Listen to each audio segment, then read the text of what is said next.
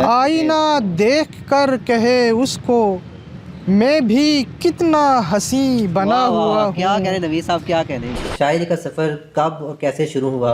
मोहब्बत करना लाजमी है। देखिए मोहब्बत लाजमी है, वो मोहब्बत अपने दीन से मोहब्बत भी हो सकती है, किसी लड़की से भी हो सकती है।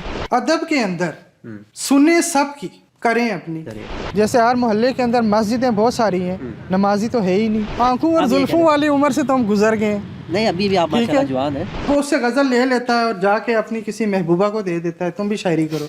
अच्छा ठीक है, ये काम भी हो ठीक रहा है, है यहाँ पे। होते हैं ऐसे। अच्छा, ठीक है। लताए भी मशहूर हैं। अगर एक फैमिली के बंदे सारे अफराद बैठकर जिस शायरी को सुन नहीं सकते। अच्छा, मुशायरे के बाद किस चीज़ की ज़्यादा खुशी होती है, दाद मिलने की या लिफाफा मिलने की? इसके अलावा भी अगर आप चाहते हैं कोई महबूबा साथ हो तो वो भी हो सकती है। नहीं, महबूबा हाँ। साथ हो तो फिर तो शायरी नहीं होगी। शायरी नहीं होगी।